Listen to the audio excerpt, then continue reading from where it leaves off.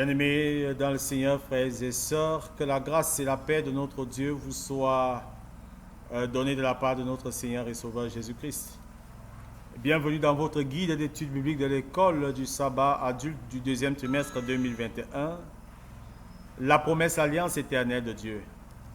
Avec vous, le pasteur Mardoché pour la synthèse de la 8e leçon qui a pour titre la loi de l'alliance.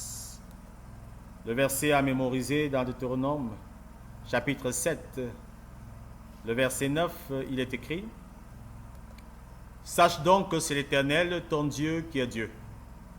Ce Dieu fidèle garde son alliance et sa miséricorde jusqu'à la 1000e génération envers ceux qu'il aime et qui observent ses commandements. » Cette semaine, nous aurons à répondre à un certain nombre de questions. Que signifie l'élection d'Israël? En quoi l'élection d'Israël est-elle parallèle à la nôtre? Quel était le rôle de la loi dans l'alliance au Sinaï? Quelle était l'importance de la loi dans l'alliance? L'alliance est-elle inconditionnelle? Pourquoi l'obéissance fait-elle partie intégrante de la relation d'alliance? Et pour répondre à ces questions, nous aurons pour cette leçon 3 axes de réflexion. Premièrement, nous verrons le lien entre le choix et la loi de Dieu. Deuxièmement, nous verrons la loi dans l'alliance. Et enfin, nous verrons la stabilité de la loi.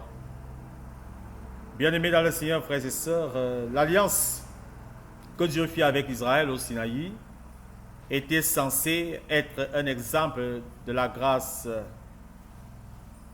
de Dieu pour que tous voient celui qui entra en contact avec son peuple. L'alliance définissait la relation d'Israël avec Dieu.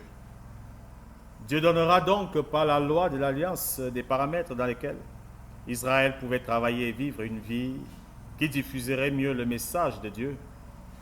Et si on entre en profondeur, quel est donc le lien entre le choix d'un peuple partant de Noé, Abraham, Isaac, Jacob, Israël et la loi de Dieu? Nous lisons quelques textes bibliques. Deutéronome chapitre 7, verset 7 est écrit « C'est des points parce que vous surpassez en nombre tous les peuples que l'Éternel s'est attaché à vous et que vous a choisi, car vous êtes le moins de tous les peuples. » Et le prophète Ésaïe au chapitre 56, verset 7 dira « Je les amènerai sur ma montagne sainte et je les réjouirai dans ma maison de prière. Leurs holocaustes et leurs sacrifices seront agréés sur mon autel, car ma maison sera appelée une maison de prière pour tous les peuples. » Et dans Deutéronome chapitre 4, le verset 13, il est écrit « Il publia son alliance qu'il vous ordonna d'observer, les 10 commandements, et il les écrivit sur 2 tables de pierre. » Bien-aimés dans le Seigneur, frères et sœurs, Gerard et Michael Hazel, dans The Promise, God's Everlasting Covenant, à la page 72, nous explique que l'ancien Israël est né de la providence divine afin d'étendre son témoignage aux nations environnantes. Par exemple, bien avant l'organisation de l'État d'Israël, Dieu a conclu son alliance avec des personnes comme Noé, Abraham, Isaac et Jacob. Plus tard, Dieu, dans sa grâce, choisira le peuple d'Israël. Et finalement, Dieu choisira toute la terre dans son alliance. Ainsi, le lien entre le choix de Noé, d'Abraham, d'Isaac, de Jacob, du peuple d'Israël et même de nous aujourd'hui et la loi cosmique de Yahweh mérite une explication. Bien-aimés frères et sœurs, la loi, le don de la loi est autant un acte de grâce que le don du choix de Dieu. Le don de la loi est autant un acte de miséricorde que la délivrance de l'esclavage égyptien. Le don de la loi est autant un acte d'amour de Dieu que la réalisation de l'alliance à laquelle appartient la loi. La loi devient ainsi un instrument définissant toutes les relations au sein de l'Alliance et de la communauté des alliances. Parlons maintenant de l'implication de la loi dans l'Alliance. Lisons dans Deutéronome chapitre 10, versets 12 et 13, il est écrit: Maintenant, Israël, que demande de toi l'Éternel, ton Dieu, si ce n'est que tu crains l'Éternel, ton Dieu, afin de marcher dans toutes ses voies, d'aimer et de servir l'Éternel, ton Dieu, de tout ton cœur et de toute ton âme, si ce n'est que tu observes les commandements de l'Éternel et ses lois que je te prescris aujourd'hui, afin que tu sois heureux. Et dans Deutéronome chapitre 4, versets 13 et 14, il est écrit: Il publia son alliance, qu'il vous ordonna d'observer les 10 commandements, et il les écrivit sur 2 tables de pierre. En ce temps-là, l'Éternel me commanda de vous enseigner des lois et des ordonnances, afin que vous les mettiez en pratique dans le pays dont vous allez prendre possession. Et dans la langue hébraïque, le terme Torah vient du mot Ora, qui signifie respectivement souligner, enseigner ou alors instruire.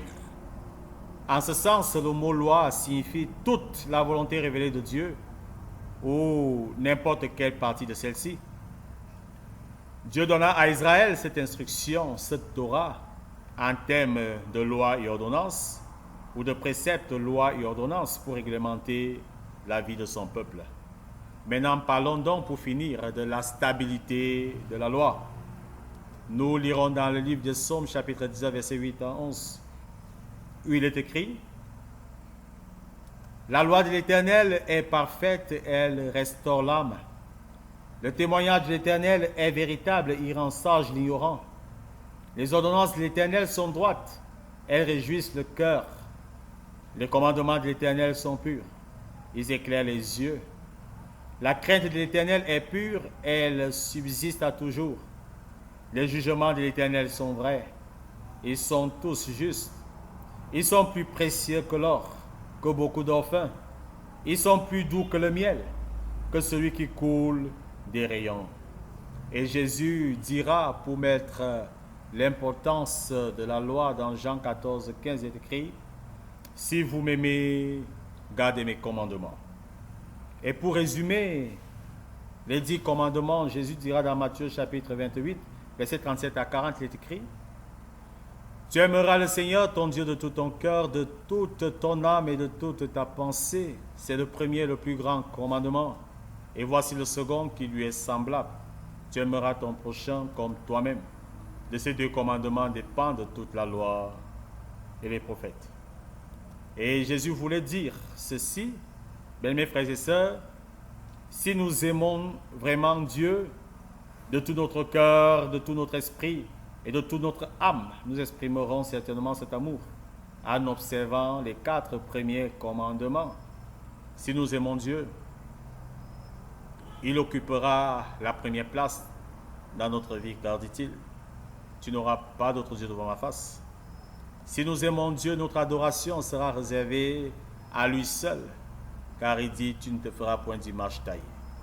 Si nous aimons Dieu, nous respecterons son saint nom, car il dit: Tu ne prendras pas le nom de l'Éternel ton Dieu en vain.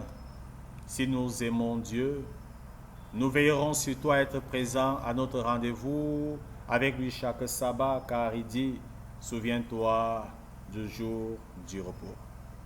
Et pour la deuxième partie, l'amour du prochain. Si nous aimons vraiment notre prochain comme nous-mêmes, nous commençons par les parents.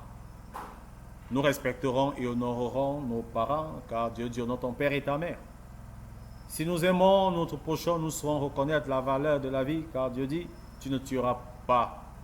Si nous aimons notre prochain, nous préserverons la moralité, car Dieu dit: tu ne commettras pas d'adultère. Si nous aimons notre prochain, nous respecterons les biens d'autrui, car Dieu dit: tu ne voleras pas. Et si nous aimons notre prochain, nous serons honnêtes dans nos relations mutuelles. car Dieu dit, tu ne porteras point de faux témoignages. Et pour finir, si nous aimons notre prochain, nous ne convoiterons pas ce qui appartient à un autre, car Dieu dit, tu ne convoiteras pas. Et pour la beauté vraiment de la loi, le psalmiste déclare, dans le livre de Psaume chapitre 19, verset 8, la loi de l'Éternel est parfaite, elle restaure l'âme. Et au verset 12, il dit, pour qui les observe, la récompense est grande. Un érudit biblique nommé Auguste Strong a écrit, la loi est une transcription de la nature de Dieu. Et aujourd'hui, nous dirons, les 10 commandements ne sont qu'un profil du caractère de Dieu, un caractère immuable. Et le Seigneur même a dit dans Deutéronome chapitre 5, le verset 29, il est écrit, « Oh, s'ils avaient toujours ce même cœur pour me craindre et pour observer tous mes commandements, afin qu'ils soient heureux à jamais, eux et leurs enfants. » Bien aimés dans le Seigneur, frères et sœurs, nous ne sommes pas en train de dire que le salut peut être gagné en observant la loi. L'apôtre Paul déclare dans Éphésiens chapitre 2, versets 8 et 9, il est écrit, « Car c'est par la grâce que vous êtes sauvés par le moyen de la foi. Et cela ne vient pas de vous, c'est le don de Dieu. Ce n'est point par les œuvres afin que personne ne se glorifie. » Et nous allons nous poser la question, si nous sommes sauvés par la grâce, sommes-nous libres de vivre une vie de désobéissance? Jamais. L'apôtre Paul même répond dans Romains chapitre 6, versets 1 et 2, il est écrit, « Que dirons-nous donc? Demeurerions-nous dans le péché afin que la grâce abonde? Loin de là. Nous qui sommes morts au péché, comment vivrions-nous encore dans le péché? » Bien-aimés dans le Seigneur, frères et sœurs, l'homme pécheur a donc besoin du Sauveur. Et nous voyons ce Sauveur, ce merveilleux don de Dieu, dans Jean chapitre 3, verset 16, où il est écrit, « Car Dieu a tant aimé le monde qu'il a donné son Fils unique, afin que quiconque croit en lui ne périsse point, mais qu'il ait la vie éternelle. » Bien-aimés dans le Seigneur, frères et sœurs, le peuple de Dieu aime tellement son Créateur et Rédempteur, qui désire faire tout ce que celui-ci veut ou désire. Il désire lui montrer son amour en faisant sa volonté. Il reconnaît que sa volonté est contenue dans ses commandements. Il obéit à celui qui a tant fait pour le sauver de ses péchés. Je voudrais vous inviter à vous unir à moi dans la prière. Prions ensemble. Merci Seigneur pour la relation d'amour entre Jésus-Christ et moi. Permets par ta grâce, ta miséricorde et ton amour que la loi de ton alliance soit inscrite dans mon cœur. Oui, Jésus, je t'accepte comme mon Seigneur et Sauveur. Accorde-moi la grâce d'observer ta loi au nom de Jésus-Christ. Amen.